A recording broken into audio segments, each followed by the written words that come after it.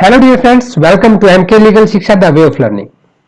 Dear legal aspirants, अगर आप channel पर नए हैं तो चैनल को सब्सक्राइब कर लें और साथ ही बेल आइकन को प्रेस करें जिससे नए नए वीडियोस के अपडेट्स मिलते रहें। देखिए, इंडियन पीनल कोड भारतीय दंड संहिता 1860 राजस्थान जुडिशियल सर्विस का एग्जाम होना है 28 को, तो उसी के लिए क्विक रिवीजन चैप्टर 16 का स्पेशली इसके लिए कई सारे कॉमेंट्स आए थे। तो chapter 16 offence against human body specially for Rajasthan judicial services, ये क्विक रिवीजन है इस चैप्टर का। Chapter number 16 offences against human body. ये आईपीसी का एक ऐसा चैप्टर है जो आपके लिए मेरे ख्याल से कोई भी एग्ज़ाम हो, चाहे आपका स्टेट जुडिशरी का एग्ज़ाम हो, चाहे कोई एपीओ का एग्ज़ाम हो, हर एक जगह पे यहाँ से काफ़ी सारे क्वेश्चन पूछे जाते हैं। अगर आप अधिवक्ता हैं तो भी आपके लिए बहुत इंपॉर्टेंट है। फ्रॉम सेक्शन 299 ऑफ आईपीसी के 299 से लेकर के ये 377 तक अननेचुरल एक्ट तक जाता है। सो आज के इस वीडियो में we will try to cover, special हमारा कंसंट्रेशन रहेगा कि हम कल्पेबल होमिसाइड, जो कि एक इसमें एक सबसे इम्पॉर्टेंट टॉपिक माना जाता है, कल्पेबल होमिसाइड वर्सेस मर्डर, इनके डिफरेंस को समझें और स्पेशली आरजेएस के लिए, राजस्थान जुडिशियल सर्विस के लिए आज इसका एक क्विक रिवीजन हम करने वाले हैं फ्रॉम सेक्शन 299 से 377 तक। So please be with the video. अगर आपको किसी भी टॉपिक पे कोई एक्सप्लेन्ड वो वीडियो चाहिए तो please let me know in the comment box, we will try to make. कुछ दिन का गैप हो गया था because of some personal reasons, but now we will be again continue with this. तो स्टार्ट करने से पहले मैं आपको ये कहूँगा कि एमपी एपीओ के एग्ज़ाम भी निकल गए हैं। ये भी एक अच्छी अपॉर्चुनिटी है सभी लीगल एस्पिरेंट्स के लिए। सो इसका भी अप्लाई कर दें। आई थिंक 13 दिसंबर इसका लास्ट डेट है। नोटिफिकेशन आपको टेलीग्राम चैनल पे मिल जाएगा, जिसका लिंक डिस्क्रिप्शन में है, वहाँ जाके आप देख सकते हैं इसके एडवर्टाइजमेंट की सारी डिटेल्स। चलिए, without delay we will start now from the section 299 to 377 chapter number 16 offence against human body. इसको डिवाइड कैसे किया गया है? देखिए, सबसे पहले ऐसे ऑफेंसेस फर्स्ट कैटेगरी में आते हैं जो ह्यूमन लाइफ को अफेक्ट करते हैं। ठीक है, ह्यूमन लाइफ को अफेक्ट करने वाले जो आते हैं 299 से लेके 311 तक। देन मिसकैरेज, चाइल्ड मिसकैरेज से रिलेटेड जो है वो आपके कहाँ से कहाँ पे आते हैं? 312 से लेकर के 318 तक। Now the most important third is the hurt and grievous hurt. Hurt and grievous hurt ये आता है आपका 319 से लेके 338 तक। फोर्थ जो कैटेगरी बनेगी वो बनेगी आपकी रॉन्गफुल रिस्ट्रेंट की एंड रॉन्गफुल कन्फाइनमेंट की। ये 339 से लेकर के आपके, एक इम्पॉर्टेंट चीज़ है, यहाँ से भी कई सारे क्वेश्चन कई बार पूछे जाते हैं, 348 तक। फिर आपका फिफ्थ में आता है क्रिमिनल असॉल्ट, ठीक है, और क्रिमिनल फोर्स।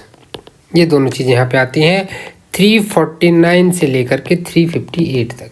इसमें स्पेशली सेक्शन 354 और उसके सारे के सारे पार्ट्स इम्पॉर्टेंट हैं आपके लिए। देन नेक्स्ट पार्ट जो आता है आपका वो आता है किडनैपिंग, एब्डक्शन, स्लेवरी। यहाँ से बहुत सारे क्वेश्चन आते हैं। अभी आपने हरियाणा जुडिशरी में देखा था, यहीं से एज से रिलेटेड आया था, यूके में किडनैपिंग से पूछा गया था, और एब्डक्शन से रिलेटेड कहाँ पे आया था आपका? हरियाणा में क्वेश्चन पूछा गया था एज से रिलेटेड। ठीक है, तो किडनैपिंग और एब्डक्शन से भी कई सारे क्वेश्चन जो यहाँ पे रहते हैं। ये आपके 374 तक आता है, 360 से लेकर के 374 तक। देन लास्ट इज द आपके सेक्सुअल ऑफेंसेस हैं 375 से लेकर के 377 तक। टोटल 7 कैटेगरीज में डिवाइड रहेगा। हम topic wise we will try to cover कि क्या क्या चीज़ें हैं। सबसे पहली चीज़ जो हम यहाँ डिस्कस करने जा रहे हैं वो है हमारा सेक्शन 299, जो किसकी बात करता है? Culpable homicide. क्या है कल्पेबल होमिसाइड? होमिसाइड का मतलब होता है टू किल अ मैन, किसी व्यक्ति की जान लेना। ये आपका कल्पेबल होमिसाइड कहलाता है, कल्पेबल होमिसाइड। कल्पेबल होमिसाइड में अब देखिए सबसे पहले क्या है कि ये ऐसा सेक्शन है जिसको प्रूव करने के बाद बर्डन ऑफ प्रूफ चेंज हो जाता है। ठीक है, जब आप 299 प्रूव करना चाहते हो, पहले तो कोई आपके ऊपर मर्डर के चार्जेस लगाता है आपके क्लाइंट के ऊपर, तो you have to discard all those charges. फिर आप कोशिश करते हो कि अगर वो बिल्कुल क्लीन नहीं हो पा रहा तो उसे कल्पेबल होमिसाइड में लेकर आए।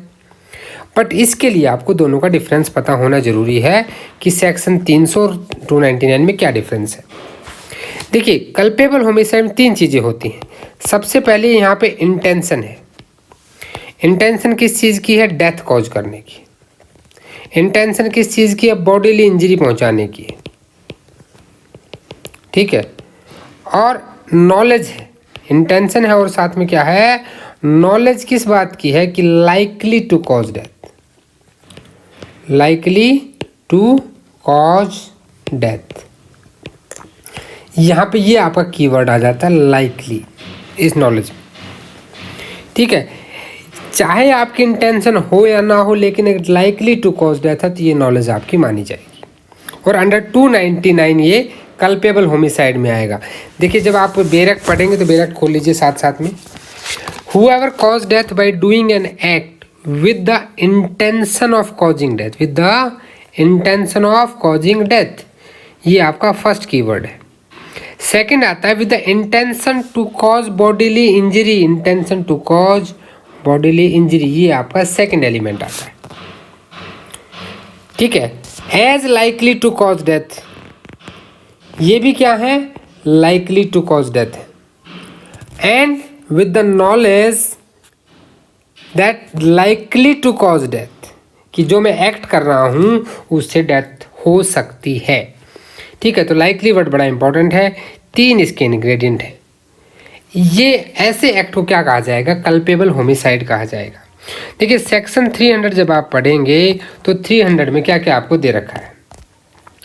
300 के अंदर 5 एक्सेप्शंस आती हैं। कितनी आती हैं? 5 एक्सेप्शंस। और एक्सेप्शन 1 के अंदर भी 3 एक्सेप्शंस हैं। जो इन सारी एक्सेप्शंस में नहीं आता, ठीक है, वो तो मर्डर है, और जो इनमें फॉल कर जाता है वो कल्पेबल होमिसाइड है। Exceptions mean what? Those act are not murder, those are culpable homicides. ठीक है, अब 299 के इलस्ट्रेशन जरूर देख लें साथ साथ में। जो भी इलस्ट्रेशन है काफ़ी इंपॉर्टेंट है, पूछे जाते हैं। ठीक है, इसकी एक्सप्लेनेशन भी आपको जरूर देखनी है। जो एक्सप्लेनेशन है वहाँ से भी क्वेश्चन बनता है। स्पेशली आप एक्सप्लेनेशन में 3 चीज़ें हैं आपका। एक एटीएम छिपा हुआ है जहाँ पैसे होते हैं ना, एक ऐसा एटीएम यहाँ छिपा हुआ है। ए stands for accelerate. Accelerate means what?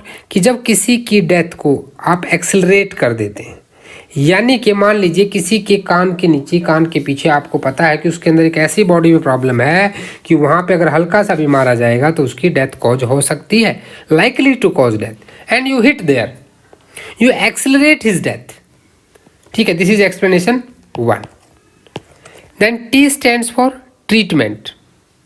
Okay, जहाँ पे डेथ किसी बॉडीली इंजरी के कारण हुई है, ठीक है, जबकि अगर उसकी प्रॉपर रेमेडी की जाती या उसका स्किलफुल ट्रीटमेंट किया जाता तो डेथ को प्रिवेंट कर सकते थे, लेकिन नहीं किया।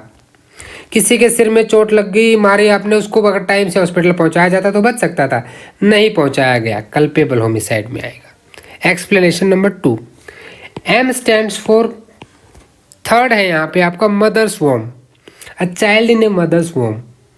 ठीक है, मदर्स वॉर्म में जो चाइल्ड है अगर उसकी डेथ कोई कॉज करता, हालांकि मिस कैरेज के लिए अलग से प्रोविजन दिए गए हैं 312 से 318। ठीक है, अगर उसके बॉडी के पार्ट्स फॉर्म हो चुके हैं, ठीक है, चाहे वो पूरा बॉर्न ना हुआ हो, तो अगर उसकी डेथ भी कॉज की जाती है तो that may amount to culpable homicide. ये एटीएम जरूर याद रखें। ठीक है, ये तीनों एक्सप्लेनेशन आपके लिए इंपॉर्टेंट है। तो ये तो हो गया आपका सेक्शन 299। नाउ नेक्स्ट हम आपके पास आती है मर्डर, सेक्शन 300।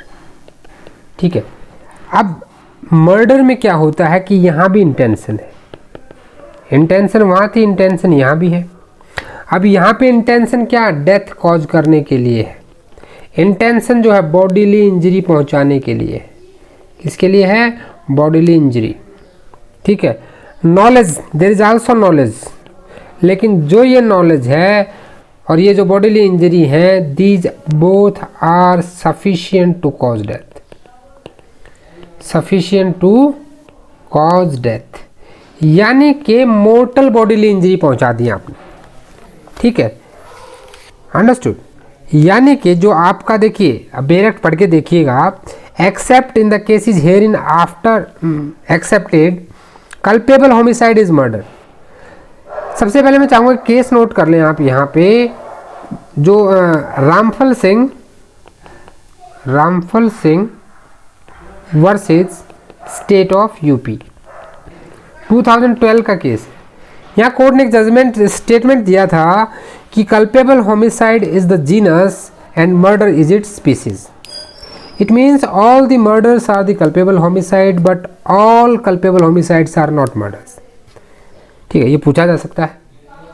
अब हम बात करते हैं, देखिए हमने कहा कि इंटेंशन टू कॉज डेथ। ठीक है जी, जब आप फर्स्टली पढ़ते हैं तो with the intention of causing death, सबसे पहला जो आता है आपका यहाँ पे क्या आता है कि with the intention to cause death, this is firstly वाले सबसे पहले में देखिए, इसको हाईलाइट कर लीजिए।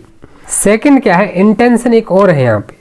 जब आप थर्डली पढ़ते हैं वहाँ पे इंटेंशन आपकी बॉडीली इंजरी पहुँचाने के लिए। कैसी? Bodily injury which are sufficient to cause death, sufficient to cause death. Okay, fourthly बात करता है जहाँ पे आपका इमीडिएट डेंजर वाली बात आ जाती है। ठीक है, यानी कि where all the probability. Intention, देखिए दो चीज़ें इंटेंशन की बात कर रही हैं, एक इंटेंशन टू डेथ आपका सबसे पहला और एक इंटेंशन थर्ड। सेकंड जो बात करता है वो बात करता है नॉलेज की। देखिए नॉलेज क्या क्या होनी चाहिए यहाँ पे। पहला कहता है कि नॉलेज है कि उसकी क्या है कि वो बॉडीली इंजरी आपकी लाइकली टू कॉज डेथ है। क्या है? Likely to cause death. Okay, और सेकंड क्या है? ये बात कह रहा है जहां पे all the probabilities for death, all probabilities, सारी की सारी प्रोबेबिलिटी डेथ की होती है। देखिए अब इंटेंशन जब आप पढ़ते हैं तो जब आप सेक्शन 300 आप अगर बेरेक्ट में पढ़ेंगे तो बेरेक्ट में सबसे पहला पढ़िए आप जहाँ पे इंटेंशन ऑफ कॉजिंग डेथ है। ठीक है, आप फिर थर्डली पढ़िए, thirdly bodily injury sufficient to cause death. फिर नॉलेज की बात कर लेते हैं तो bodily injury likely to cause death, ये कहाँ पे दिया गया है? सेकंड में। और फोर्थली में दिया गया है नॉलेज जहाँ पे इमिनेंटली डेंजरस, जहाँ पे इमिनेंट डेंजर होता है, all the probabilities are there. ठीक है, जहाँ पे 90% चांसेस हैं कि भी बंदा मर ही जाएगा, कॉज डेथ हो जाएगी उसकी, without any excuse for incurring the risk of causing death of such injury as aforesaid. तो उस केस में क्या कहलाएगा? वो मर्डर कहलाएगा। क्या कहलाएगा? मर्डर कहलाएगा। ये तो है सेक्शन की डेफिनेशन। अब इसमें आगे क्या इंपॉर्टेंट है कि आगे यहाँ पे क्या दे रखा है, आपकी बहुत सारी एक्सेप्शंस दे रखी हैं। कितनी एक्सेप्शन है टोटल? एक्सेप्शंस यहाँ पे टोटल 5 है। ठीक है, 5 एक्सेप्शंस हैं। एक्सेप्शन 1 हमारी क्या कहती है? एक्सेप्शन 1 में भी 3 एक्सेप्शन है। इसके लिए मैं आपको कुछ कीवर्ड बताना चाहता हूँ। देखिए, प्रोवोकेशन, प्रोवोकेशन, एक्सेप्शन 2। ठीक है, एक्सेप्शन 2 क्या है? एक्सेप्शन 2 हमारी आ जाती है private defence excess, private defence excess. Exception 3 हमारी क्या आ जाती है? पब्लिक सर्वेंट अपना एक्सेस कर जाता है, act of public servant excess कर दे अपने एक्ट को, जुडिशियल डेथ जिसमें हम कहते हैं। एक्सेप्शन 4 क्या है? एक्सेप्शन 4 कहता है जहाँ पे हीट ऑफ पैशन में, किसमें? Heat of passion, heat of passion fight. और एक्सेप्शन आपकी 5th जो आती है वो आती है कंसेंट की। यानी कि यहाँ पे PPPHC का काम है, PPPHC। ठीक है, पंडित प्रसाद पुरोहित हाई कोर्ट वाले, ठीक है। 5 चीजें हैं, यही आपके एक्सेप्शन है। अब एक्सेप्शन 1 क्या कहती है कि जहां पे कोई प्रोवोकेशन दिया गया हो, उकसाया गया हो, क्या कहता है कि culpable homicide is not murder if offender while deprived the power of self control. उसको ग्रेव या सडन प्रोवोकेशन दे दिया गया तो मर्डर नहीं, कल्पेबल होमिसाइड माना जाएगा। प्राइवेट डिफेंस आप एक्सेस कर दिया, आपके पास समय था कि आप पब्लिक अथॉरिटी के पास जा सकते थे, but you excess your private defence. कहाँ से कहाँ दिया गया? 96 से 106 तक दिया गया है। तो in that case what will happen? Very simple, ये कल्पेबल होमिसाइड में कन्वर्ट हो जाएगा। कोई पब्लिक सर्वेंट है, अब वो पब्लिक सर्वेंट क्या करता है वहाँ पे? भाई पब्लिक जस्टिस या पब्लिक उसके लिए एक्ट तो कर रहा है, but he exceed his power. अभी आपने जो हम फॉर सेक्शन 49 पढ़ते हैं सीआरपी से, जॉर्ज फ्लॉयड की हमने बात की थी, आपने सुना था ना रिसेंट न्यूज़ में, उसके गर्दन पे घुटना रख के जॉर्ज फ्लॉयड को यूके में मार दिया जाता है वहाँ की पुलिस के द्वारा। तो वो क्या था? पुलिस वाले ने अपनी पावर को एक्सेस कर दिया। बहुत बार जुडिशियल कस्टडी में सुने होंगे, पुलिस वाले ने इतना मारा कि बंदा मर गया। ये पावर पुलिस वाले को नहीं है, उसे अरेस्ट करने की, कस्टडी में रखने की पावर है। तो पब्लिक सर्वेंट ने अपनी एक्सेस कर दी तो मर्डर नहीं, कल्पेबल होमिसाइड में आ जाएगा। हीट ऑफ पैशन में फाइट हो गई, ठीक है, वहाँ पे सडन फाइट हो गई, हीट ऑफ पैशन में सडन क्वारल हो गया दोनों के बीच में, तो उस केस में क्या है? Culpable homicide. एक्सेप्शन 5 क्या है? जहां पे कोई भी व्यक्ति जो 18 साल से ऊपर का है, 18 साल से कम वाला क्यों नहीं काउंट होता? क्योंकि 18 से नीचे तो भैया कंसेंट दे ही नहीं सकता।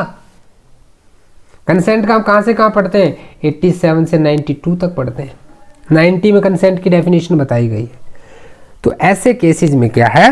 वो कल्पेबल होमिसाइड में आ जाएगा, मर्डर में नहीं आएगा।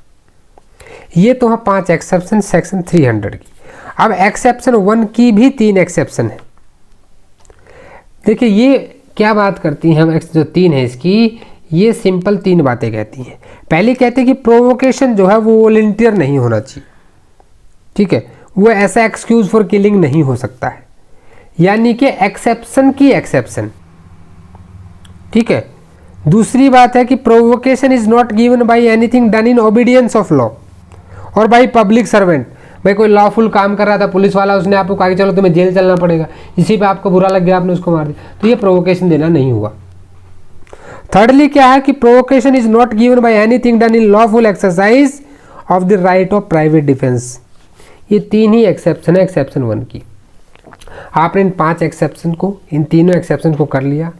इनके सारे इलस्ट्रेशन पढ़ लीजिएगा, बहुत इंपॉर्टेंट आते हैं इलस्ट्रेशंस, तो प्लीज़ इन सब इलस्ट्रेशंस को जरूर पढ़ लें, ठीक है। ये आपका सेक्शन 299 और 300 था।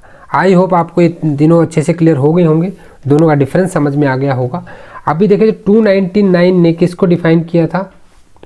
इसने डिफाइन किया था कल्पेबल होमिसाइड को। इसकी पनिशमेंट हम कहाँ देंगे? 304 आईपीसी।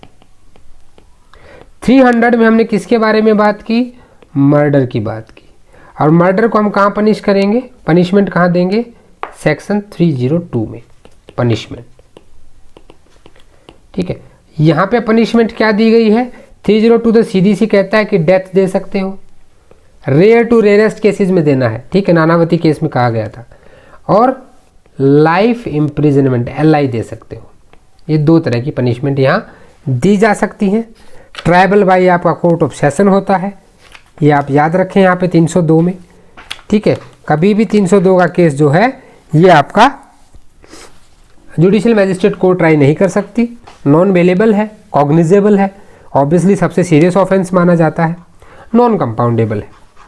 ये तो हो गया मर्डर की बात। सेक्शन 300 के साथ साथ 302 भी कवर हो गया। 299 की पनिशमेंट आप 304 में दे रहे थे, इसको 2 पार्ट में डिवाइड किया गया है। एक जगह पे आप लाइफ इम्प्रिजनमेंट दे सकते हो और एक जगह पे आप अप टू 10 ईयर्स दे सकते हो, ठीक है। क्या डिफरेंस है दोनों में? किसको 2 पार्ट में क्यों बांटा गया? That is depending upon the nature of the offence, ठीक है।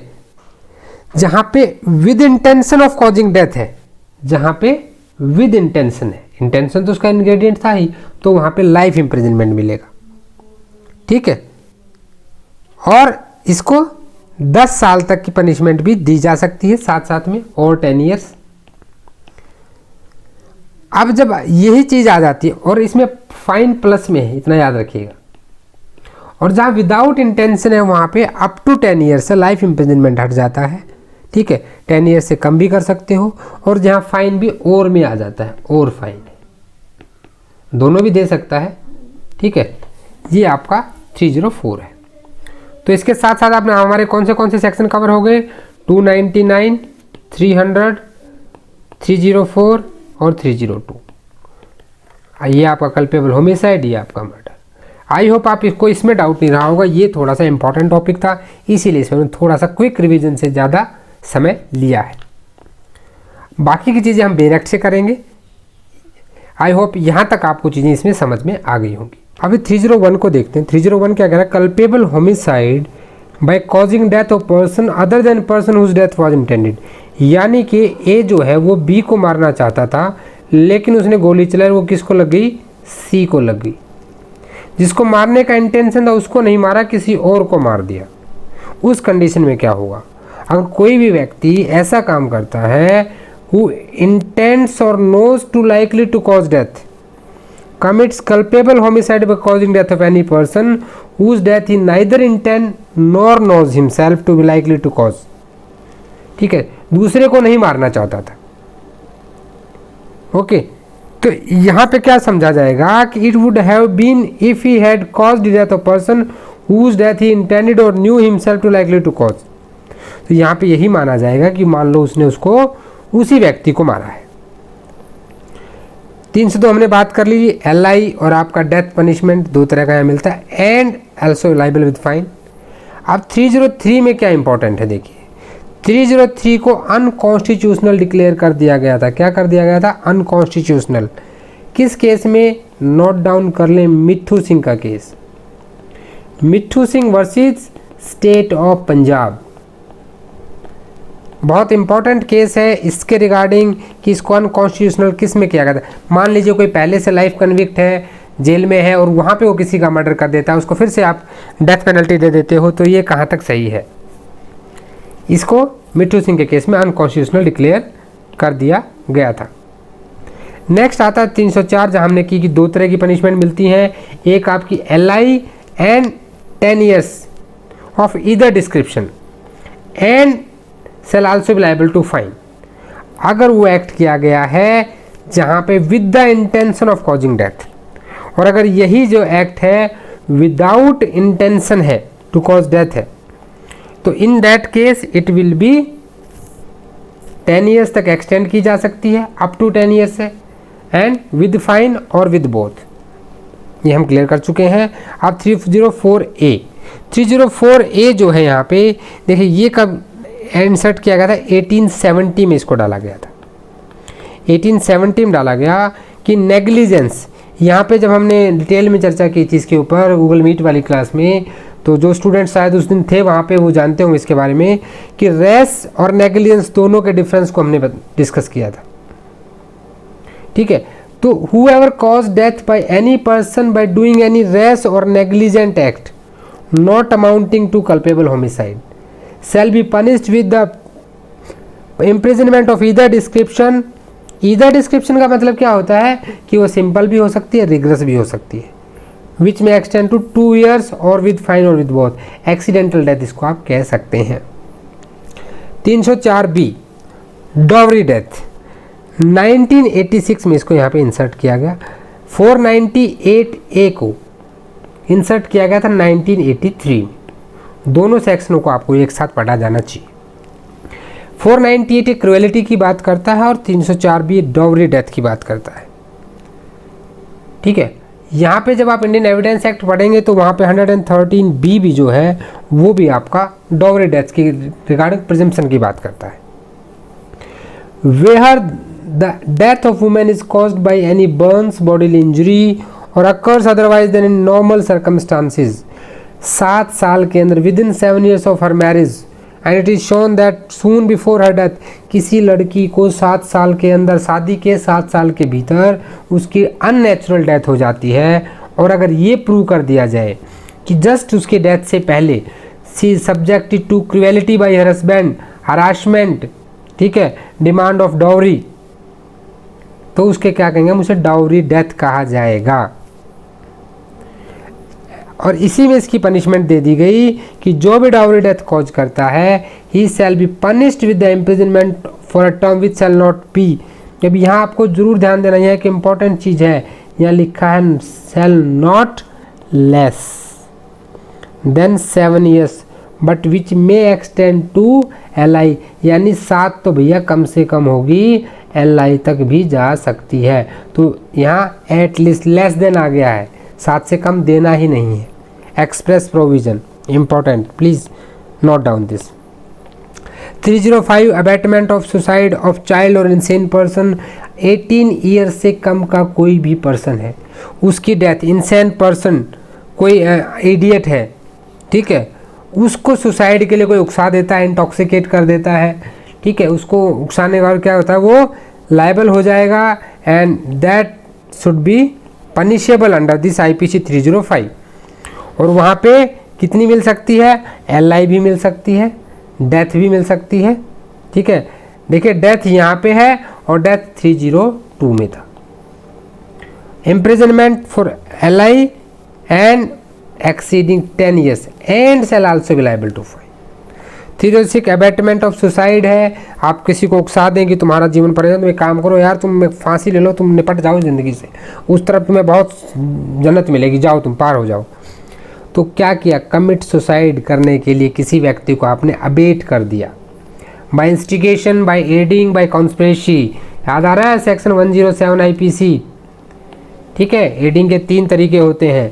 तो commission of such suicide shall be punished with imprisonment of either description for term which may extend to 10 years and fine. इनका एक chart बना लें और punishment लिख लें, ठीक है, ये आपके लिए इंपॉर्टेंट हो जाता है। अब 307 क्या है कि जहाँ पे आपने किसी का मर्डर तो करना चाहा किसी ने, पर वो मरा नहीं, व्यक्ति बच गया, उसकी सांसें भी बाकी थी, तो उसे क्या कहेंगे, अटेम्प्ट टू मर्डर कहा जाएगा। और जो अटेम्प्ट टू मर्डर है उसकी जो पनिशमेंट है that may extend to 10 years and fine, ठीक है। लेकिन if hurt is caused to any person by such act the offender shall be liable either to LI और such punishment as here in before mentioned, इससे पहले जो दी गई है। अब जब कोई ऐसा एक्ट करता है विद इंटेंशन और नॉलेज और under such circumstances that he by that act caused death he would be guilty of murder, ठीक है भाई, उससे मर्डर हो सकता था उसका। Attempt bye life convicts, life conviction का हमने अभी अभी बात की है 303 में, मिठू सिंह वाला केस जिसको क्या कर दिया गया था, अनकॉन्स्टिट्यूशनल 303 को कर दिया गया था, ठीक है। तो यहाँ पे LI है, is cast be punished with death. जब कोई LI की यानी उम्र कैद की सज़ा काट रहा है, एक्यूज्ड पहले से उम्र कैद की सज़ा काटा, फिर वो किसी का अटेम्प्ट करता है तो उसको डेथ पेनल्टी मिलनी चाहिए। इलस्ट्रेशन देख लीजिएगा, A ने शूट किया Z पे with intention to kill him under such circumstances that if death ensued A would be guilty of murder, यानी सीधा सामने से गोली मारा और ऐसा लग रहा था कि भाई वो उसका अगर मर जाता तो मर्डर हो जाता, तो A is liable to punishment under this section, लेकिन वो बच गया, A जो है बच गया, यानी उसके एक्ट को ये देखा जाएगा कि भाई वो मर्डर होता है कि क्या होता। इन दैट केस सारे इलस्ट्रेशन देख लीजिएगा, इंपॉर्टेंट है। 308 attempt to commit culpable homicide, ठीक है, इसकी पनिशमेंट यहाँ पे दी गई है।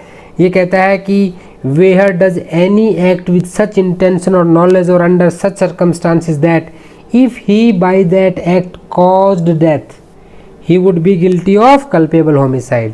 307 में हम क्या कर रहे थे, ही वुड बी, वुड, ये वर्ड पे ध्यान देना, ग्रामेटिकली बहुत स्ट्रॉन्ग होना चाहिए।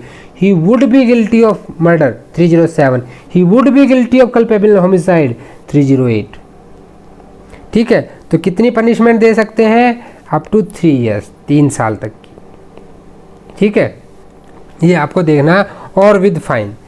And if hurt is caused to any person by such act shall be punished, और कोई हर्ट कॉज कर दी तो मान लीजिए किसी को गोली चलाई आपने तो अटेम्प्ट टू मर्डर तो कर दिया, वो बच गया तो क्या हो गया, बच की किस्मत थी। लेकिन अगर उसको कोई हर्ट कॉज हो जाती है, in that case what will happen, पहले तो देखा जाएगा अगर वो मर्डर है तो attempt to murder, culpable homicide है तो अटेम्प्ट टू कल्पेबल होमिसाइड 308, लेकिन दोनों की सज़ा में डिफरेंस है। तो यहाँ पे अगर हर्ट कॉज हो गई तो 7 years और फाइन और with fine. A on grave and sudden provocation, अब सडन और ग्रेव प्रोवोकेशन कहाँ था, ये क्या थी, एक्सेप्शन 1 किसकी, सेक्शन 300 की। ठीक है, ए ने क्या किया, सडन और ग्रेव प्रोवोकेशन में पिस्टल को फायर किया जेड के ऊपर, under such circumstances that if he there by cause death he would be guilty of culpable homicide. भाई देखिए ग्रेव और सडन प्रोवोकेशन में आ गया, एक्सेप्शन में आ गया तो मर्डर नहीं है, मर्डर नहीं है तो क्या है, all culpable homicides are murder. ऐसा जरूरी नहीं है, बिल्कुल all murders are culpable homicide but all culpable homicide are not murder. ये हमने अभी अभी बात की थी पहले भी, रामफल वाले केस में बोला गया था। ठीक है, तो यहाँ पे क्या है, A has committed the offence defined, तो उसके ऊपर attempt to commit culpable homicide लगा देंगे। 309 attempt to commit suicide, attempt to commit suicide, इसके ऊपर बहुत सारा कंट्रोवर्शियल चल रहा है, अनकॉन्स्टिट्यूशनल भी बोला जाता है। Human rights commission, so many NGOs इसके खिलाफ कई सारी पीएल मेरे ख्याल से अभी भी पेंडिंग होंगी। तो लेकिन आप इतना याद रखिएगा कि अगर आप किसी ने सुसाइड करने की कोशिश की, ऐसा करना नहीं है, इतनी कायरता वाला कार्य नहीं करना चाहिए। तो ये क्या है, अगर कोई बच जाता है तो उसके खिलाफ एक्शन लिया जा सकता है और 1 साल तक की सज़ा विद फाइन और विद बोथ दी जा सकती है। 310 ठग की डेफिनेशन देता है। ठीक है, ठग की डेफिनेशन दी गई है। अब ठग कौन होता है, child stealing, committing robbery accompanied with murder is a ठग। पनिशमेंट क्या है, LI है एंड फाइन है। ये दो बस इसकी डेफिनेशन और वो बात करते हैं। ये तो हो गया हमारा फर्स्ट यहाँ तक cover, offence affecting the human life. Miscarriage को हम थोड़ा सा फास्ट रिवाइज करेंगे। ठीक है, यहाँ एग्जाम पॉइंट से ज़्यादा इंपॉर्टेंट नहीं बनता है। 312 कहता है जहाँ पे वुमेन की भी कंसेंट होती है। ठीक है, तो वुमेन की जब कंसेंट होती है तो वहाँ क्या है, आपकी जो पनिशमेंट है that may extend to 3 years और विद फाइन और विद बोथ। अगर वुमेन क्विक है चाइल्ड के साथ, सेल बी पनिश्ड क्विक, मतलब तो बच्चा आपका एडवांस स्टेज में हो गया है, punished with imprisonment of either description term which may extend to 7 years and fine. ठीक है, a women who cause her self to miscarry is within the meaning of this section. 312 में women की consent आती है, अगर महिला खुद से भी ऐसा करेगी तो भी उसे 312 में पनिश किया जा सकता है। इस रिमेंबर दिस पॉइंट, ये स्टेटमेंट बेस पूछा जा सकता है। 313 कहता है causing miss carriage without women consent, इसके जस्ट अपोजिट 313, यानी कि 3 की ही चली, वहाँ दूसरे से नहीं पूछा गया, जबकि यहाँ 3 ने दूसरे से पूछा था, बीच में एक था दूसरे से पूछा। तो अगर कोई ऐसा काम कर देता है कि वुमेन की कंसेंट के बिना ही, whether the women is quick with the child और नॉट, इससे कोई फर्क नहीं पड़ता है, तो उसे LI की पनिशमेंट देंगे हम। ठीक है, क्योंकि देखिए जो एक्सप्लेनेशन आपने पढ़ी थी कल्पेबल होमिसाइड में, child in the mother's womb, वो वाली चीज़ यहाँ पे आ जाती है। With the imprisonment of either description for a term which may extend to 10 years and shall also be liable to fine.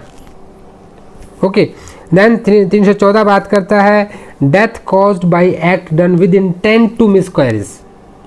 Miscarriage cause करने के लिए कोई ऐसा एक्ट कर दिया जाए। ठीक है, तो इन दैट केस मान लीजिए कोई वुमेन है जो विद चाइल्ड है, उसका बच्चा मिसकैरेज करने के लिए, ठीक, कोई ऐसा एक्ट कर दें कि जो डेथ कॉज करता है उस वुमेन की। मान लीजिए किसी महिला के वोम के ऊपर किसी ने किक कर दिया, उससे बच्चे की तो डेथ होगी मिसकैरेज, तो वो जो वुमेन है उसकी भी डेथ हो जाती है।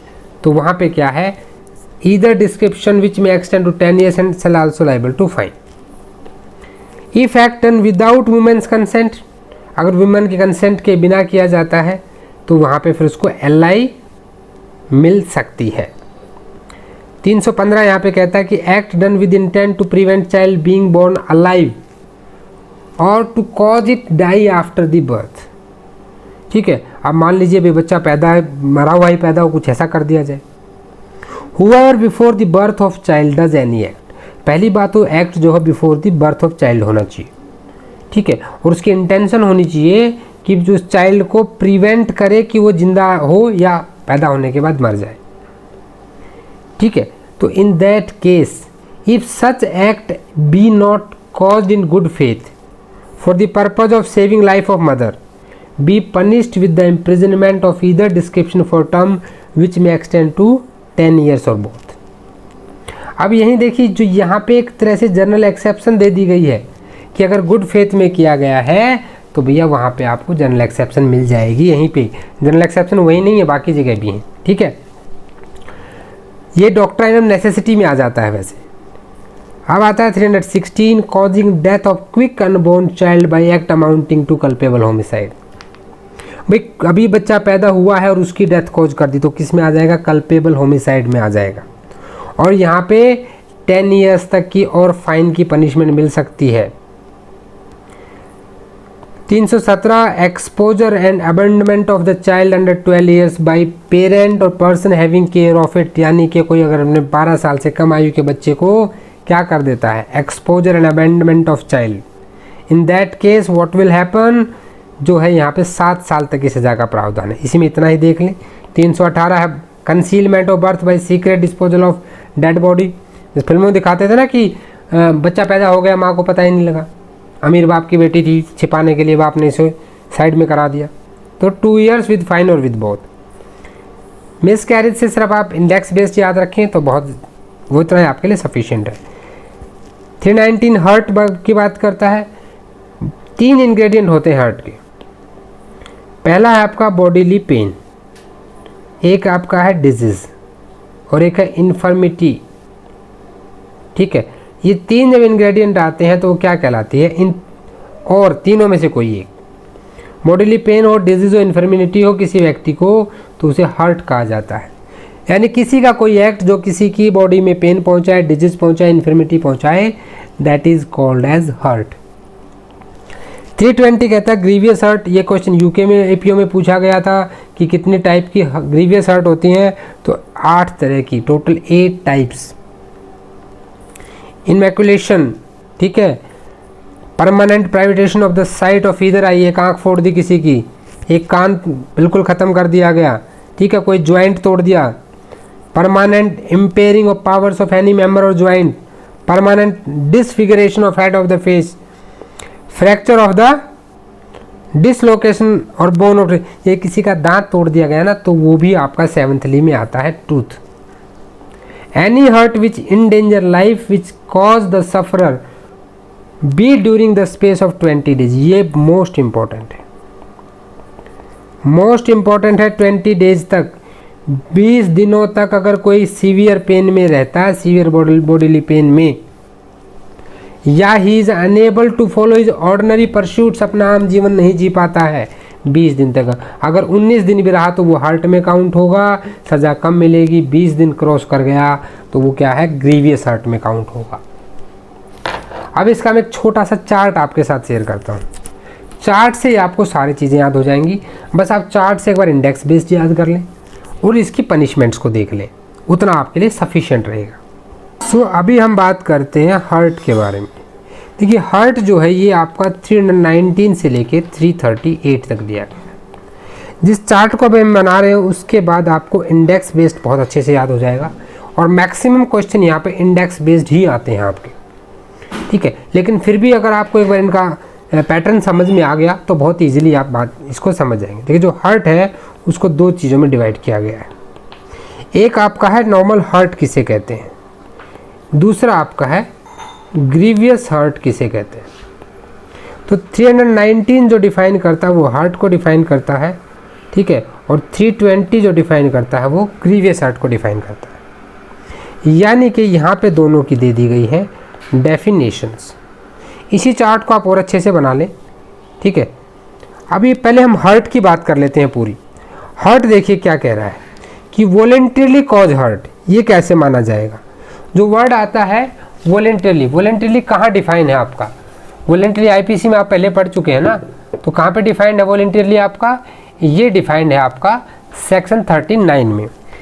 जो सेक्शन 39 पढ़ते हैं आप आईपीसी का, वहाँ पे वॉलेंटरीली को डिफाइन किया गया है, ठीक है।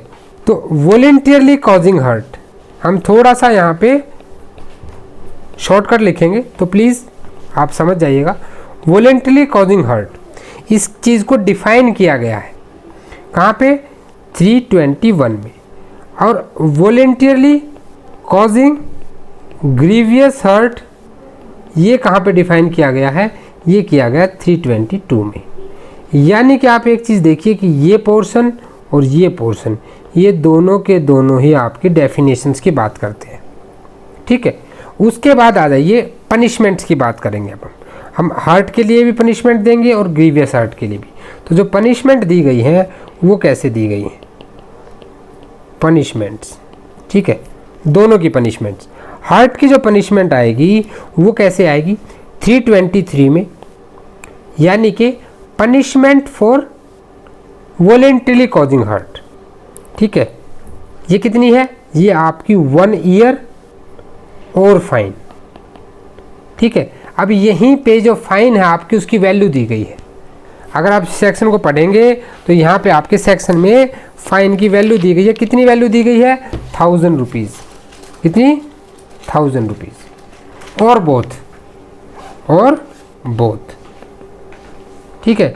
ये कहाँ कौन कौन सा सेक्शन बात करता है, 323 कह रहा है, जो पनिशमेंट किसकी दे रहा है, वॉलेंटरी कॉजिंग ग्रीवियस हर्ट की दे रहा है, ठीक है। उसके बाद मान लीजिए कोई डेडली वेपन के साथ आता है, ये तो नॉर्मल है। अगर कोई विद डेडली वेपन करता है, with deadly weapon, in that case what will happen, what deadly weapon करेगा तो 324, और यहाँ पे जो पनिशमेंट रहेगी वो आपकी 3 साल और फाइन और बोथ, ठीक है, ये रहेगी। अब यहीं पे जब मैं ग्रीवियस हर्ट की अगर बात करने लगूँ तो ग्रीवियस हर्ट में क्या हो जाएगा, जो इसकी पनिशमेंट है, ठीक है, पनिशमेंट कहाँ आएगी, 325 में।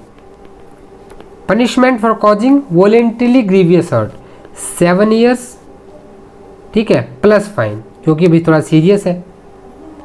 उसके बाद अगर विद वेपन आता है तो 326, ठीक है, कोई with weapon, with deadly weapons आता है तो 326, और यहाँ पे 10 ईयर्स प्लस फाइन हो जाएगा।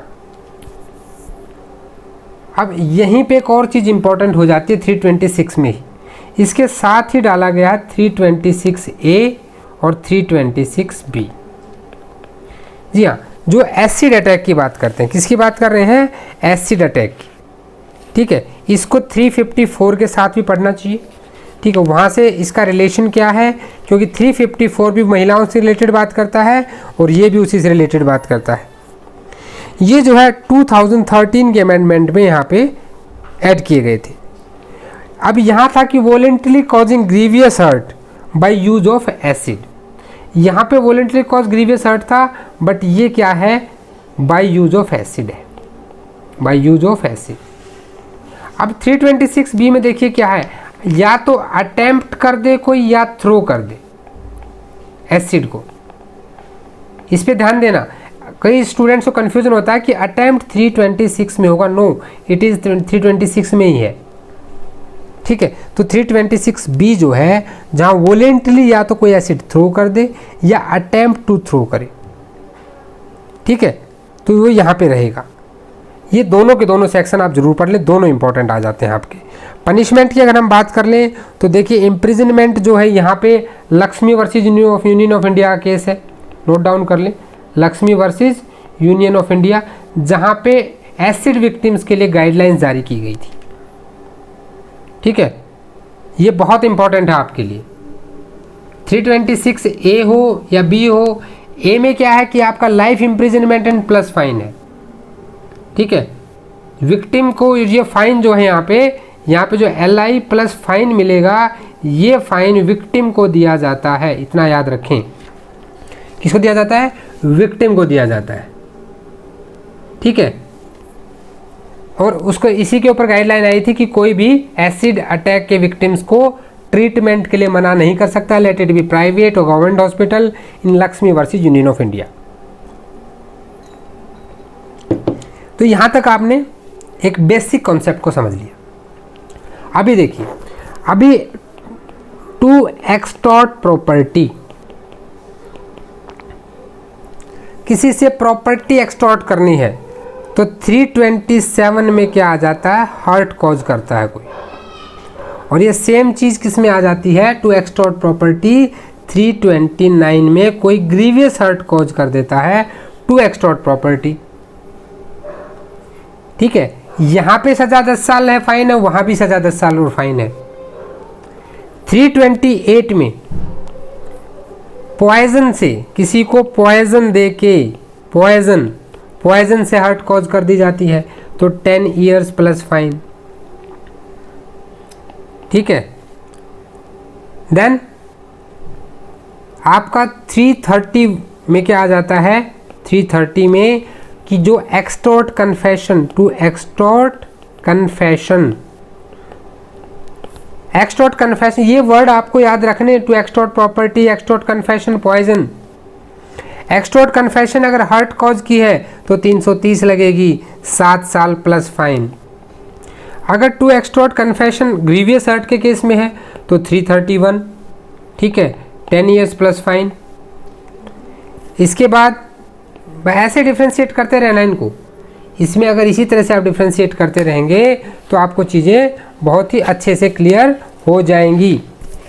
331 के बाद क्या आ जाता है आपका, फिर आपका आता है कि कोई पब्लिक सर्वेंट को डेटर करते हैं। क्या करते हैं, पब्लिक सर्वेंट, कोई अपना काम कर रहा है और उसे हर्ट कर देते हैं उसकी ड्यूटी से हटाने के लिए, ड्यूटी से डिस्टर्ब करने के लिए। ठीक है, तो उस केस में क्या होगा, 332। और पब्लिक सर्वेंट को अगर ग्रीवियस हर्ट कर देते हैं तो क्या होगा, 333। ठीक है, या 10 साल तक की सजा है या 3 साल तक की सजा है। आपको ऐसे टर्म याद रखनी है, पब्लिक सर्वेंट 332, 333, जो पहले आता है वो हर्ट, जो बाद में आता है वो ग्रीवियस हर्ट। 334 यह आपका क्या है, जहां पे प्रोवोकेशन से, प्रोवोकेशन में कोई हर्ट कॉज कर देता है तो 334, और अगर ग्रीवियस हर्ट कॉज कर देता है तो 335। ठीक है, अगर किसी का कोई ऐसा एक्ट करता है कि टू इंडेंजर द लाइफ और सेफ्टी ऑफ द अदर्स, ठीक है, और उस केस में अगर वो हर्ट कॉज कर देगा तो 337 लग जाएगा। और अगर उस केस में, ठीक है, कोई आपका एक्ट ये डिफाइन करता है 336 तो, ठीक है, कि ऐसा एक्ट क्या होगा, इसको पढ़ा जाता है read with section 279 of IPC, और यहाँ 338 है आपका कोई ऐसा एक्ट विच क्या करता है, जो कॉज इंडेंजरिंग लाइफ ऑफ और personal safety of the others, बस दूसरों के जीवन को या सुरक्षा को जो खतरा पहुंचाता है, ऐसा कोई भी एक्ट हर्ट कॉज कर सकता है तो 337, और ग्रीवियस करता है 338। आप इस तरह से इसकी एक टेबल बना लें, एक तरफ आप कॉज लिखें, दूसरी तरफ आप हर्ट के सेक्शन, फिर ग्रीवियस हर्ट के सेक्शन विद पनिशमेंट, तो आपको ये याद हो जाएगा। ठीक है, आई होप आपको ये सब चीज़ें एक बार क्लियर हो गई होगी, इसको एक बार देख लें। देखिए, इसमें और ज़्यादा डीप जाने से क्विक रिवीजन में फ़ायदा नहीं है, क्योंकि इतना समय मिल पाना थोड़ा सा पॉसिबल नहीं हो पाएगा। अभी तक आपने 3 चीज़ें यहाँ तक कवर कर ली हैं। अभी हम आते हैं रॉन्गफुल रिस्ट्रेंट और रॉन्गफुल कन्फाइनमेंट पे। देखिए, रॉन्गफुल का मतलब होता है गलत, रिस्ट्रेंट और रॉन्गफुल कन्फाइनमेंट। अभी यूके एपीओ में एक क्वेश्चन पूछा गया था, यूके एपीओ एग्जाम अगर जिन स्टूडेंट्स ने दिया होगा, कि किसी बिल्डिंग के बाहर क्या किया जाता है कि बंदूकधारी खड़े कर दिए चारों तरफ, कि अगर तुम बाहर निकले तो तुम्हें गोली मार देंगे। तो ये क्या था, रॉन्गफुल रिस्ट्रेंट था कि कन्फाइनमेंट था? तो ये रॉन्गफुल कन्फाइनमेंट था। जब किसी एक पर्टिकुलर डायरेक्शन में आपको जाने से रोक दिया जाता है, पुलिस वाले ने क्या कहा कि 1 वे एंट्री है, वो तो हालांकि रॉन्गफुल नहीं है भाई, दैट इज़ लीगल, बट किसी एक पर्टिकुलर डायरेक्शन में जाने से अगर कोई आपको रोकता है तो दैट इज़ रॉन्गफुल रिस्ट्रेंट। और जब आपको किसी भी डायरेक्शन में ना जाने दिया जाए, किसी ने आपके कनपट्टी पिस्टल रखी और ग्राउंड में बिठा दिया, यहाँ की यहाँ बैठे रहो चुपचाप, ना इधर जाना ना इधर ना इधर, हिलने ही नहीं दिया, तो आप रॉन्गफुल रिस्ट्रेंट नहीं है, कन्फाइंड है। रॉन्गफुल कन्फाइनमेंट मीन्स ये नहीं होता है कि आपको किसी बिल्डिंग में ही बंद करना है, in the open ground you can be confined, wrongfully confined, ठीक है, जब मल्टीपल डायरेक्शंस में ना जाने दिया जाए।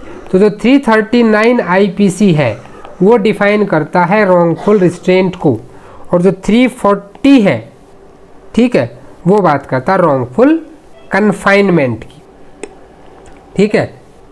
तो ये दोनों की डेफिनेशन आपको पता होनी चाहिए, दोनों के इलुस्ट्रेशन जरूर पढ़ लीजिएगा, इलुस्ट्रेशन से ही आपको समझ में आ जाएगा। अब रिस्ट्रेंट अगर किया है कहाँ 339 में, तो भैया पनिश किस में करोगे, पनिशमेंट 341 में करेंगे जी, ठीक है। कैसे करेंगे, वहाँ पे जो है सिंपल इम्प्रिजनमेंट मिलती है कितनी, 1 मंथ की, यार भाई एक ही डायरेक्शन में तो नहीं जाने दिया था। और जो फाइन है यहाँ पे वो 500 रुपीज़ है, न्यूमेरिकल वैल्यू है तो इसको याद रखिएगा, हो सकता है पूछ ली जाए। बेलेबल ऑफेंस होता है, कोई भी मैजिस्ट्रेट इसको ट्राई कर सकता है। देन 340 ने डिफाइन किया रॉन्गफुल कन्फाइनमेंट को, ये था रॉन्गफुल रिस्ट्रेंट। रॉन्गफुल कन्फाइनमेंट को कहाँ पनिश किया हमने, इसको पनिश किया 342 में। कितना पनिशमेंट दिया भाई, 1 ईयर का, कितना, 1 ईयर का। और यहाँ पे जो लगा फाइन वो 1000 रुपीज़ लगा, कितने, 1000 रुपीज़। बिकॉज क्या था, यहाँ थोड़ा सा ज़्यादा हो जाता है, ये भी आपका कॉग्निजेबल है, बेलेबल है, ठीक है। ये दोनों आपको इंडेक्स बेस्ड ही पूछे जाते हैं, इसमें समझने के लिए देखिए कुछ नहीं है। अभी आपने 339 से 341 तक तो कर लिया, ठीक है, पहले दोनों की डेफिनेशन फिर दोनों की पनिशमेंट। अब यहाँ पे रॉन्गफुल कन्फाइनमेंट की कुछ कैटेगरीज दी गई हैं, कैटेगरीज को समझिए। 340 क्या डिफाइन करता है कि what is wrongful confinement, wrongful confinement क्या है। अगर यही कन्फाइनमेंट जो है 3 दिन से कम का है, ठीक है, 3 दिन से कम का है तो 341 में पनिश कर देंगे 1 साल के लिए, और आपका फाइन जो है वहाँ पे 1000 रुपीज़ फाइन लगा देंगे, ठीक है। लेकिन अगर ये 3 दिन से ज़्यादा का है तो उस केस में क्या होगा, अगर मोर देन 3 डेज है, if it is more than 3 days, याद रखिएगा 3 डेज से ज़्यादा तो 343, यानी कि 3 इससे ज़्यादा 4, 3 से बड़ा क्या 4 ही होता है, तो 2 3 के बीच में 4 आ गया, इसलिए 3 से ज़्यादा दिन की बात करता है। तो यहाँ पनिशमेंट आपकी 2 ईयर्स एंड फाइन, 2 साल, और आपको फाइन भी लगाया जा सकता है। यहाँ फाइन की वो नहीं दी गई है, फाइन और में रहेगा, यहाँ पे कोई न्यूमेरिकल वैल्यू नहीं दिया गया है। फिर आपका आता है कि ये 3 दिन की बात, अगर 3 दिन से ज़्यादा और 10 दिन तक रखा तो भाई मिलेगी ये सज़ा।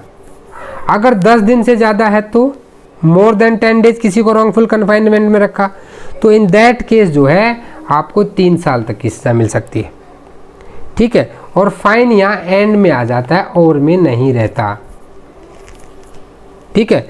ये आपको ध्यान रखना है, ये आपकी रॉन्गफुल कन्फाइनमेंट की पनिशमेंट है नॉर्मल वाली, जहाँ पे डेज काउंट होते हैं। फिर एक आता है कि रिट इशू की जाती है हैबियस कॉर्पस, हैबियस कॉर्पस आपको ध्यान होगा सेक्शन 32 सेक्शन बोल रहा हूँ सॉरी, आर्टिकल 32 एंड आर्टिकल 226, और इसके साथ साथ मैंने एक सेक्शन 97 आपको बताया था जिसको मिनी हैबियस कॉर्पस कहा जाता है, किसका, सीआरपीसी का।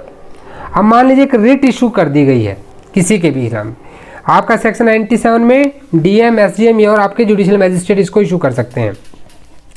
अगर ये रिट इशू होगी और फिर भी उसको नहीं छोड़ा गया, ठीक है, तो in that case what will happen, तो आपका 345 रोल में आ जाएगा कि रिट इशू होने के बावजूद किसी को नहीं छोड़ा, तो फिर हम क्या करेंगे भैया, तो उस वक्त जो सज़ा है यहाँ पे 2 साल एडिशन में हो जाएगी, 2 ईयर्स इन एडिशन। एडिशन मतलब कैसे कि अगर वो 3 दिन से ज़्यादा रखा था तो वहाँ पे 1 साल थी, प्लस के 2 साल ये हो जाएंगे, यानी कि पीछे जो सज़ा मिलनी चाहिए थी उसमें ये सज़ा ऐड हो जाएगी इन एडिशन, ठीक है। अगर उसका डिपेंड करेगा कि कन्फाइनमेंट में अलग अलग हमने सज़ा की बात की है, कौन सी सज़ा मिल रही है भाई, 3 दिन की से 10 दिन तक है, 10 दिन से ज़्यादा है या 3 दिन से कम है, तो उसमें ये 2 साल ऐड हो जाएंगे। 346 बात करता है जब आप किसी को सीक्रेट में कन्फाइन करते हो। रॉन्गफुल रिस्ट्रेंट के 2 ही सेक्शन है, उसके बाद आपको रॉन्गफुल कन्फाइनमेंट पढ़ना है अलग अलग उन चीज़ों में, ठीक है। जब कोई किसी को इस तरह से कन्फाइन करता है, ठीक है, जहाँ कन्फाइनमेंट जो है उस व्यक्ति का सीक्रेट उसमें रखा जाता है, तो वहाँ पे क्या है, वहाँ भी 2 साल एडिशन में हो जाते हैं। कितना हो जाता है? 2 years इन एडिशन। ये याद रखना आपको कि ऐड होगा, पहले जो सजा मिलेगी उसमें ये ऐड होगा। 347 कहता है एक्सटॉर्ट प्रॉपर्टी। 347 क्या कह रहा है? Extort property. अब एक्सटॉर्ट प्रॉपर्टी जब आपके माइंड में आया तो आपके माइंड में साथ में क्या आना चाहिए कि जी एक्सटॉर्ट प्रॉपर्टी में तो हम कहाँ जा रहे थे? हम 327 के हर्ट में भी जा रहे थे, ठीक है। हम 329 में ग्रीवियस हर्ट में भी जा रहे थे। ये भी टू एक्सटॉर्ट प्रॉपर्टी की बात कहते हैं। साथ साथ रिवाइज हो गया ना तुरंत। इस तरह से चीज़ों को याद रखना है। टू एक्सटॉर्ट द प्रॉपर्टी और कंस्ट्रेन टू इलीगल एक्ट, तो इस केस में 3 साल तक की सजा का प्रावधान है। 348 फिर बात करता है wrongful confinement to extort confession. 48 क्या कर रहा है? किसी से ज़बरदस्ती आप क्या ले रहे हो? कन्फेशन ले रहे हो, कन्फेशन ले रहे हो और compel restoration of the property या प्रॉपर्टी। तो एक्सटॉर्ट कन्फेशन हमने कहाँ पढ़ा था? 330 हर्ट कॉज कर रहे थे, और कहाँ पे पढ़ा था? 331 में।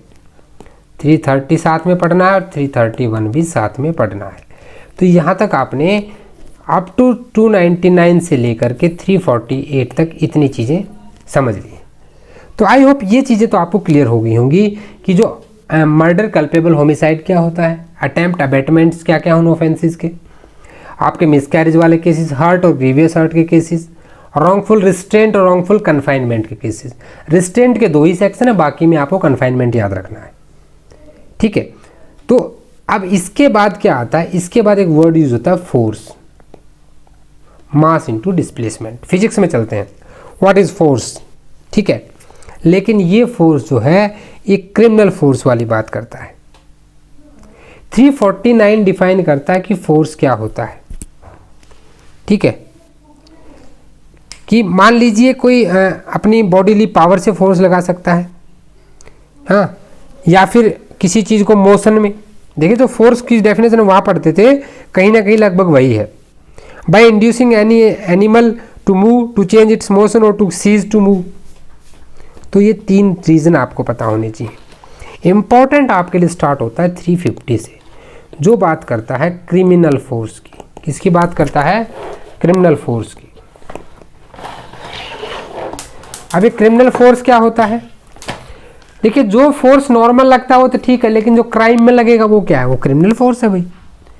Whoever intentionally use force to any person without that person's consent, किसी सामने वाले की कंसेंट के बिना, कोई जा रहा था जबरदस्ती पकड़ लिया, जाने नहीं दिया, ठीक है। In order to committing any offence, क्यों पकड़ लिया भाई? जो पॉकेट में दे के जाओ मुझे। तो ये सब चीज़ें क्या है? कोई ऑफेंस करने के लिए सामने वाले की कंसेंट के बिना ऐसे इंटेंशन से उस पर फोर्स यूज करना कि मैं ऑफेंस कर दूं, और knowingly it to be likely that by use of such force he will cause injury, fear, annoyance. Injury पहुंच सकती है, फियर है, अनोयंस है, ठीक है। तो उस फोर्स को कहा जाता है क्रिमिनल फोर्स। क्या कहा जाता है? क्रिमिनल फोर्स कहा जाता है। जब आप किसी को इंजरी, फियर या अनोयंस देते हैं, क्या देते हैं? अनोयंस देते हैं। ये 3 एलिमेंट हैं जो नोइंगली आपके फोर्स की वजह से विदाउट पर्सन्स कंसेंट सामने वाले को फेस करने पड़ते हैं। तो उस कंडीशन में उस फोर्स को क्या कहा जाएगा? क्रिमिनल फोर्स कहा जाएगा।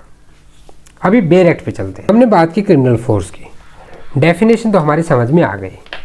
अब इसकी 1-2 इलस्ट्रेशन देखते हैं।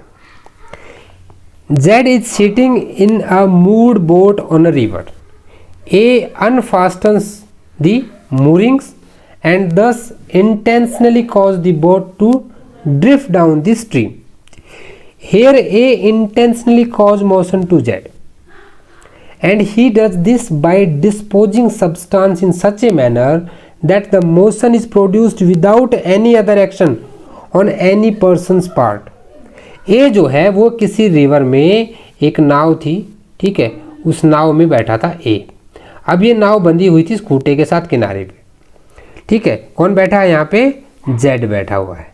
और ए आता है और उसको क्या करता है, इस मूरिंग को खोल देता है और ये जो है आपकी नदी की धारा में चली जाती है। तो यहाँ पे उसने उसको मोशन दिया, तो उसने क्या यूज़ किया है? फोर्स यूज़ किया है। A has therefore intentionally use force to Z and if he has done so without Z consent, और यहाँ पे जेड की कोई कंसेंट भी नहीं थी, ठीक है। In order to committing any offence, कोई ऑफेंस करने के लिए किया है, और इंटेंडिंग और knowing it likely that this use of force, उसे पता था जेड को बहुत डर लगता है पानी से, ठीक है। वो एकदम से डर में हो सकता है नाव से कूद जाए और उसको तैरना नहीं आता, नाव पलट जाए, आगे बहुत पानी बहुत गहरा है।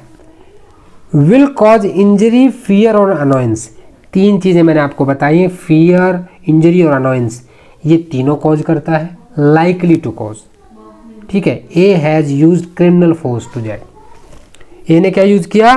क्रिमिनल फोर्स यूज किया है, ठीक है। अब इसमें लास्ट वाला और पढ़ते हैं हम।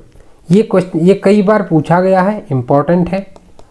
ए incite a dog to spring upon Z without जेड्स कंसेंट, भाई हमने कुत्ते को छोड़ दिया जेड की तरफ, ए ने, जेड की बेचारा सामत आती है हर जगह पे ना, तो ए ने क्या किया? अपने कुत्ते को जेड की तरफ छोड़ दिया।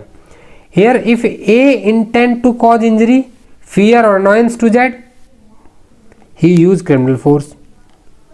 भले ही उसने चैन को पूरी तरह से नहीं छोड़ा, लूज कर दिया एकदम से, और कुत्ता उसकी तरफ लपका, भाई चैन तो हाथ में थी, उस तक तो नहीं पहुंचा, लेकिन उससे सामने वाला क्या हुआ? इंजरी पहुंच सकती है, गिर के चोट लग सकती है, डॉग अगर काट लेगा तो इंजरी हो सकती है, फियर हो सकता है, अनोयंस हो सकता है। तो इन दैट कंडीशन आपको यही चीज़ याद रखना है, फियर, अनोयंस, इंजरी, ये एलिमेंट अगर है, विदाउट कंसेंट है या कोई ऑफेंस कमिट करने के पर्पज से किया गया है, तो ऐसे फोर्स को क्रिमिनल फोर्स कहा जाता है। अंडरस्टूड? आई होप आपको क्रिमिनल फोर्स अच्छे से क्लियर हो गया होगा। अब 351 में असॉल्ट को देखते हैं। देखिए फोर्स, असॉल्ट, ये सारी की सारी चीज़ें ना एक दूसरे से जुड़ी हुई हैं। अब असॉल्ट क्या होता है? whoever make any gesture or any preparation intending or knowing it to be likely that such gesture or preparation will cause any person present to apprehend that he who make that gesture or preparation is about to use criminal force। मैंने लाठी उठाई, ए ने क्या किया? ए ने अपने हाथ में एक लाठी उठाई और लाठी ले क्या बोला? किसकी तरफ? जेड की तरफ। जेड को ही लेते हैं यहाँ भी, और जेड की तरफ लाठी उठा के ऐसे की, मारा नहीं है अभी, सिर्फ उसकी तरफ ऐसे लाठी को तान दिया मारने के लिए। तो व्हाट ही, एक जेड क्या सोचेगा कि मारने वाला है भाई, मारेगा मुझे लाठी। तो क्या कर रहा है? A is using assault, A assault use कर रहा है। Mere words do not amount to an assault. A ने लाठी उठाई नहीं, लाठी है ही नहीं उसके, बोला कि मैं तुम्हें लाठी मार दूंगा, इस बात को असॉल्ट नहीं कह सकते, इस बात को असॉल्ट नहीं कहा जा सकता। But the words which a person use may give his gesture preparation such meaning, लेकिन मैं लाठी उठा के चलूं, मैं मार दूंगा तुम्हें, तो तब ये असॉल्ट हो सकता है। It must be accompanied with the gesture. Understood?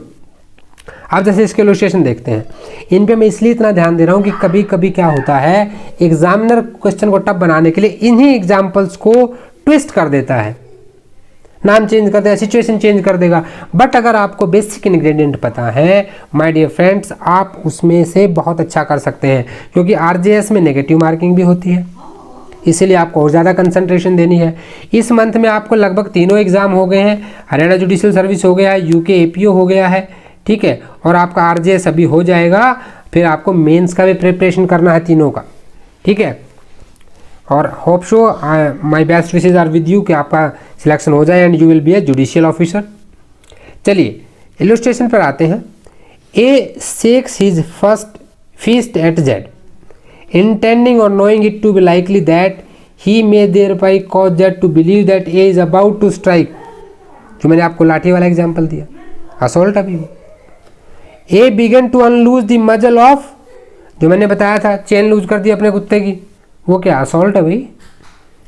A takes up a stick saying to Z I will give you a beating, here though the words used by A could in no cause amount to an assault though the mere gesture accompanied by any other circumstances might not amount to an assault. The gesture explained by the words may amount to assault. अगर gesture के साथ में words combined होते हैं, mere words यहाँ explanation में पहले ही कह दिया गया है, assault create नहीं करते हैं, but now assault can be done if it is accompanied with the your gesture. तो gesture का important है यहाँ पे, ये आपको ध्यान देना है। थोड़ा सा हम लोग आज फास्ट चल रहे हैं बिकॉज क्विक रिवीजन है, काफ़ी चीज़ें कवर करनी है हमें, ठीक है। तो प्लीज़ बेयर विद इट, थोड़ा सा वीडियो लंबा हो सकता है, लेकिन अभी एग्ज़ाम के 2 ही दिन बचे हैं, इसको 2x स्पीड पे करके देखिएगा। मैं इसलिए थोड़ा सा फास्ट पढ़ा रहा हूँ सो दैट कि कुछ चीज़ें मिस ना हो, बीच में थोड़ा सा गैप हो गया, हम लोग कवर कर नहीं पाए कई सारी चीज़ें। CPC CRPC के पूरे रिवीजन और इंडियन एविडेंस एक्ट का फुल रिवीजन सीरीज़ आपका अवेलेबल है, जिसका लिंक नीचे डिस्क्रिप्शन में भी है, प्लेलिस्ट पे अवेलेबल है। एक बार अगर सब रिवीजन से निकल गए ना, that is more than sufficient for you. चलिए 352 कहता है पनिशमेंट फॉर असॉल्ट और criminal force otherwise than on grave provocation, whoever assaults or use criminal force to any person otherwise than on a grave और sudden provocation. देखिए grave और sudden provocation बहुत जगह पे आता है। सबसे पहली एक्सेप्शन थी आपकी सेक्शन 300 की, ठीक है। सडन प्रोवोकेशन के उस पे अदरवाइज देन यानी इसके अलावा अगर वहाँ पे असोल्ट है या क्रिमिनल फोर्स है तो उसकी पनिशमेंट बताई गई है 3 महीने और फाइन और 500 रुपीज़ तक का उसके ऊपर लगा सकते हैं fine. Grave and sudden provocation will not mitigate the punishment of an offence under this section if the provocation is sought or voluntarily provoked। जो एक्सेप्शन 1 की एक्सेप्शन थी ना, एक्सेप्शन 1 ऑफ सेक्शन 300 और फिर उसकी एक एक्सेप्शन थी, ये उसके बारे में बात कर रहा है। 353 पे आ जाइए, असॉल्ट और criminal force to deter public servant from discharge of his duty. ठीक है भाई, आप क्या कर रहे हैं, किसी पब्लिक सर्वेंट को डेटर कर रहे हैं, ठीक है। पब्लिक सर्वेंट को डेटर करने का आपको याद आ रहा है, आपने पहले भी कहीं पढ़ा है, कहाँ पढ़ा है, हार्ट और ग्रीवियस हार्ट में पढ़ा है ना। तो ये कहाँ पढ़ा, 332 में आपका आता है हार्ट के लिए और 333 में आता है ग्रीवियस हार्ट के लिए, पब्लिक सर्वेंट, ठीक है। वो भी साथ साथ पढ़ लेना है, 2 years with fine. 354 assault, this is most important, index based also, whoever assault or use criminal force to any woman intending to outrage or knowing to be likely to that he will thereby outrage her modesty shall be punished with imprisonment of either description for a term which shall not be less than 1 year। अभी तक हमने 304B में पढ़ा था not less than 7 years और अभी हम पढ़ रहे हैं not less than 1 year but which may extend to 5 years। भाई 1 साल तो कम से कम देनी है, 1 साल से ऊपर उसको बढ़ाया जा सकता है, कहाँ तक, अप टू 5 years तक। ये भी 2013 में क्रिमिनल लॉ अमेंडमेंट जो हुआ था उसके ऊपर, सब निर्भया वाले केस के बाद सारी ये अमेंडमेंट्स यहाँ पे की गई थी, ठीक है। तो कम से कम 1 साल और मैक्सिमम 5 साल तक की सज़ा दी जा सकती है। एक इम्पॉर्टेंट केस यहाँ नोट कर लें, इन केस अगर पूछा जाता है, Rupam Devji Bajaj versus KPS Gill. Rupam Desai Bajaj versus KPS Gill, please इसको नोट कर लें, मैं लिख भी देता हूँ, रूपम देसाई बजाज वर्सेस KPS गिल, ठीक है। ये आपका 354 से रिलेटेड केस है। इन केस अगर कोई पूछ लेता है तो आपको इन चीज़ें पता होनी चाहिए, ठीक है। फिर यहाँ पे कुछ 354 ABCD ऐड किए गए। ए बात करता है sexual harassment and punishment of sexual harassment, ठीक है। अब यहाँ से कभी कभी आपका स्टेटमेंट बेस्ड क्वेश्चन पूछे जाते हैं। कोई physical contact advance involving unwelcome and explicit sexual overture, a demand और request of sexual favours, showing pornography against the will of women, making sexually coloured remarks, ये सारे सेक्सुअल हरासमेंट की definition में आते हैं। और जो भी ऐसे करता है उसको 3 साल तक की पनिशमेंट दी जा सकती है, ठीक है। 354B है जहाँ पे क्रिमिनल फॉर वुमेन को विद इंटेंट टू डिसरोब, BD, ठीक है। ASBD। C से क्या है, वोयरिज्म, और D है स्टॉकिंग। ये इंडेक्स बेस्ड है, इंडेक्स बेस्ड आप जरूर पढ़ लें इनको एक बार, इंडेक्स बेस्ड ही कई बार पूछे जाते हैं। 355 है असॉल्ट और criminal force with intent to dishonour person otherwise than on grave provocation, index based है, एक बार पढ़ लीजिएगा, ठीक है। उसके बाद ये सारे के सारे जस्ट एक आप इंडेक्स बेस्ड याद कर लेंगे, उतना बहुत है। फिर आ जाते हैं किडनैपिंग पे।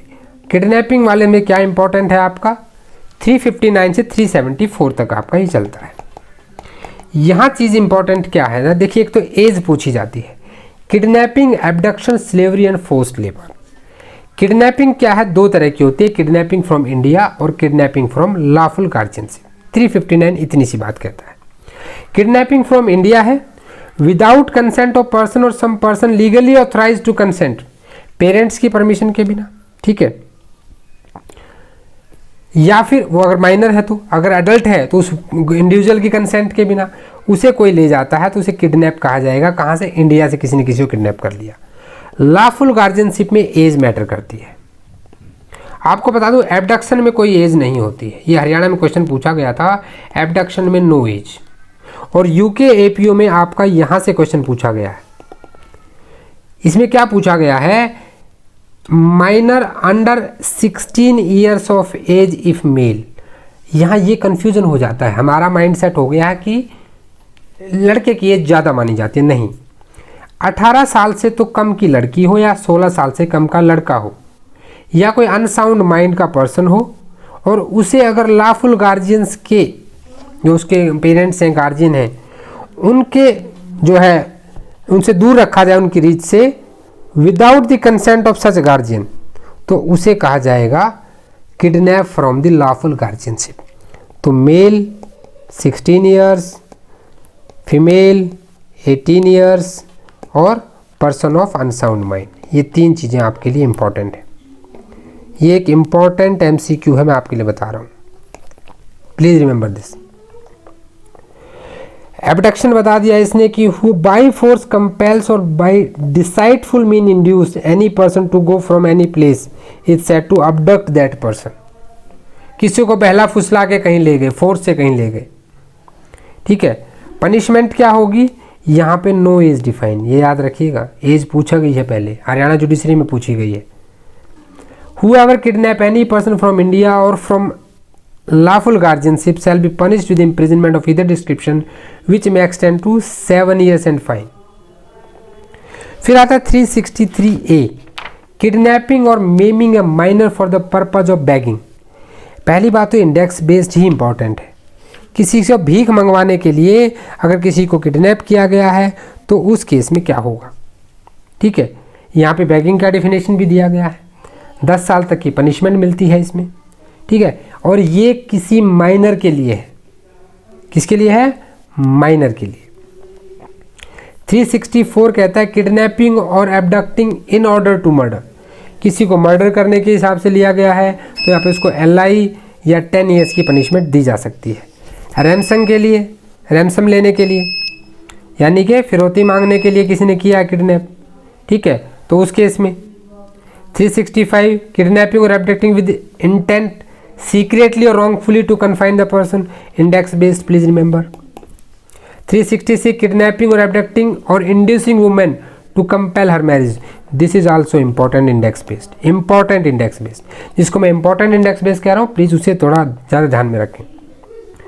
Procreation of minor girl 366A, 366B importation of girl from the foreign country, 367, 368, ये सारे के सारे ना आपके 370 इंडेक्स बेस्ड एक बार याद कर लें।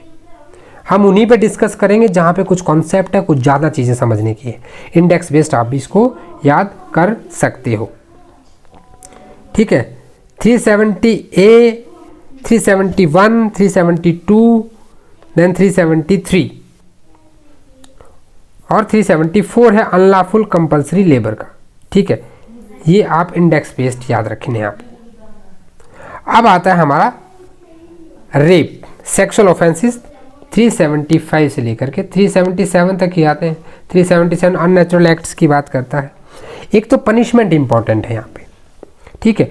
2018 में भी यहाँ कुछ अमेंडमेंट्स हुई हैं और 2013 में भी अमेंडमेंट हुई है, दोनों अमेंडमेंट्स आपके लिए इंपॉर्टेंट है। देखिए सबसे पहले रेप की जो डेफिनेशन है उसको आप पढ़ लें, ठीक है, ये सारी की सारी चीज़ें आपको पता होनी चाहिए।